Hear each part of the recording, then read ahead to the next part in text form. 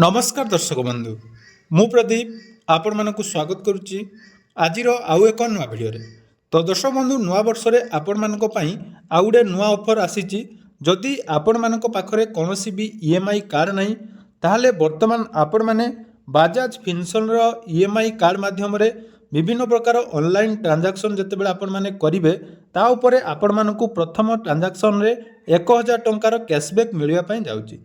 तो आपण माने जानिथिबे जेतेबेले आपण माने ऑनलाइन ले किछि जिनिस परचेस करचंती सेठी आपण मानकर ईएमआई रो ऑप्शन आसीताय एवं ईएमआई करिया पई हेले आपण मानक पाखरे गुटे क्रेडिट कार्ड रहिबा निहाती आवश्यक। किंतु जदि आमे देखिबा जे कोनोसी बैंक रे क्रेडिट कार्ड आपण माने जदि नौचंती ताले सेथिरे आपण मानकर बहुत सारा प्रॉब्लम रहउची, हाई चार्जेस देवा पई पडुची एवं ट्रांजैक्शन ऊपर मध्ये हेवी इंटरेस्ट आपण माने दउचंती। किंतु बजाज रो इंस्टेंट ईएमआई कार्ड जदि आपण माने बनेइबे ताहले वर्तमान आपण मानकु फ्लैट 1000 टंकार कैशबैक आपण माने पाइबे।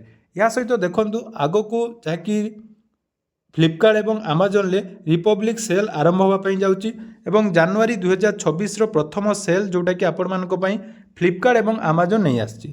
जदि एई सेल रे आपण माने लाभ उठेया पई चाहुचंती ताहले आपण मानको पाखरे जदि बजाज रो ईएमआई कार्ड नाही ताहले आपण माने निज मोबाइल ले आज ही बजाज रो ईएमआई कार्ड बनै दियंतु।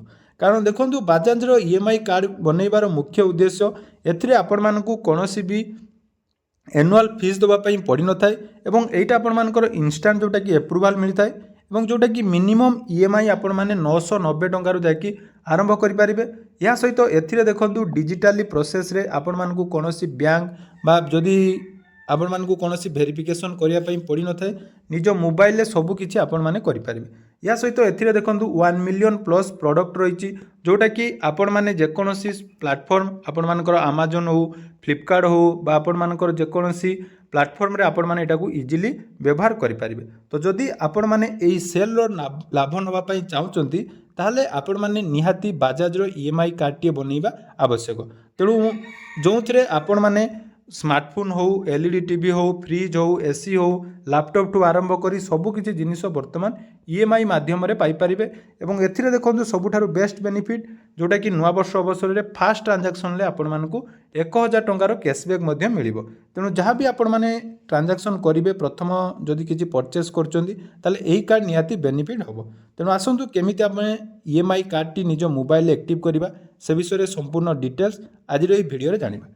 सर्वप्रथम देखंतु बजाज रो इंस्टेंट ईएमआई कार्ड बनैया पई हेले आपण मानकर मिनिमम एज जोटा कि रहिछि 18 प्लस हवा दरकार ताहले जाई आपण माने एठी इंस्टेंट ईएमआई कार्ड बनै पारिबे। एवं या पई आपण मानकर जदि रहिछि आपण मानकर आधार कार्ड एवं पान कार्ड डिटेल्स आपण माने देबे ता सहित जे कोनसी गुटे बैंक रो अकाउंट नंबर को आपण माने एई कार्ड सहित जाकी लिंक कर देबे। तो देखंतु एई कार्ड बनैया पई हेले सर्वप्रथम डिस्क्रिप्शन ले म आपण मानकु लिंक दे देछि जोटा कि यार ऑफिशियल वेबसाइट सेटु आपण माने जाकी क्लिक कला परे आपण मानक सामने एमिति इंटरफेस आसीबो। प्रथमे देखंतु एठी आपण मानकर गुटे मोबाइल नंबर देबे एवं जो मोबाइल नंबर आपण माने देबे से मोबाइल नंबर को आपण मानकर फास्ट ओटीपी सेंड हबो। तो जदि आपण मानकर आधार कार्ड रजिस्टर मोबाइल नंबर अछि तो सेटा आपण माने देबे सेटा सबटु बेस्ट हबो। कारण वेरिफिकेशन करबा समय रे मध्ये आपण आधार ओटीपी जोटा कि लागिबो सेही मोबाइल नंबर आपण माने एठी देबे। तो एठी हमर मोबाइल नंबर दे सारला परे देखंतु गेट इंस्टेंट अप्रूवल ऑप्शन ले आपण माने क्लिक कर देबे। आपनकर मोबाइल नंबर जोटा देथिबे सेठी आपनकर ओटीपी आसी जिवो। तो सेही ओटीपी एठी आपण माने सबमिट करनेबे। ओटीपी सबमिट कला परे आपण मानकर प्रथम जोटा कि रहिछि आपनकर डिटेल्स देबे जेमिति कि आपण मानकर फोन नाम अर्थात आपण मानकर जोटा नाम रहिछि से नाम देबे।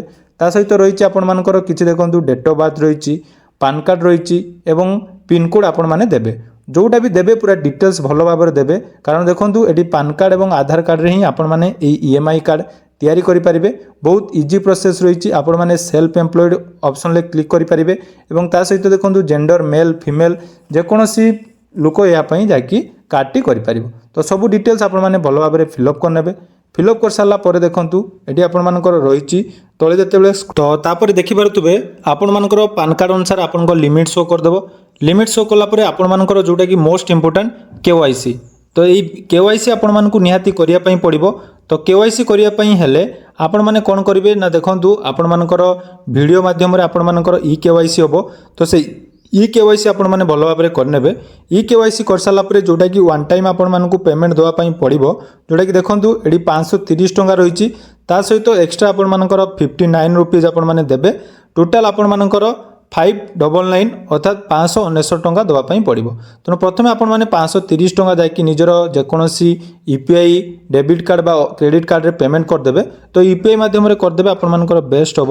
ୟୁପିଆଇର ଗୋଟେ QR କୋଡ଼ ମାଧ୍ୟମରେ ଆପଣମାନେ ଏଠି पेमेंट करदे। देखो प्रोसीड ऑप्शन आपने क्लिक करदे।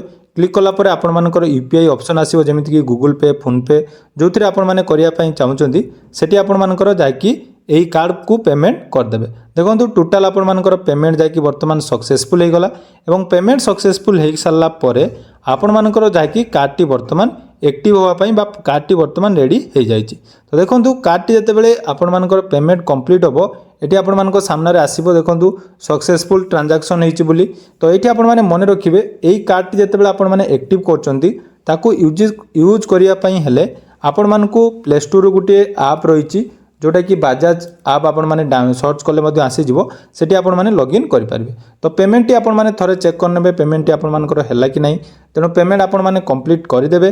पेमेंट कंप्लीट करने सहित आपण मानकर देखूँ मुझे फोन पे बर्तमान पेमेंट कर नौची जोटा कि 530 टंका प्रथम आपण मानक चार्ज लगुच।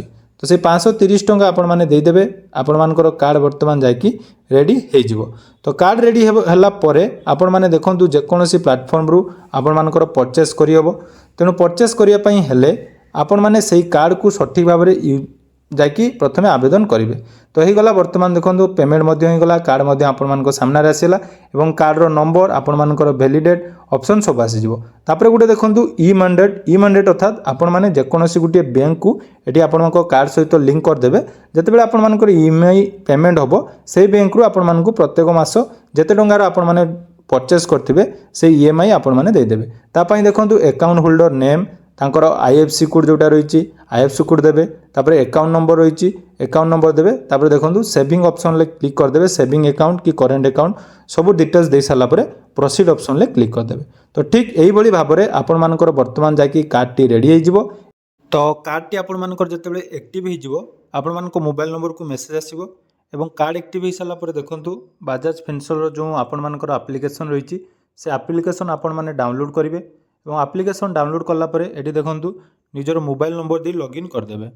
तो जो लॉगिन करेंगे आपण मानकर जहाँ जहाँ डिटेल्स आपण मैंने देथिबे कार्ड बनैला समय से आपण मानकर आसीबो एवं एठी आपण माने निज कार्डर डिटेल्स जाकि क्लिक करी लिमिट एवं जदि आपण माने किछि परचेस करिया पई चाहुचंती ताले सब किछि आपण माने एही ऐप माध्यम रे वर्तमान चेक करि परिबे। तेणु जदि आपण मानकर एही EMI Bajaj EMI card T need अच्छी ताले डिस्क्रिप्शन ले थिबा लिंक रे क्लिक करी समान प्रोसेस आपण माने यूज करंतु एवं एही भली भाबे जल्दी आपण मानकर बजाज ईएमआई कार्ड एक्टिव करंतु एवं ऑफर लाभ उठांतु।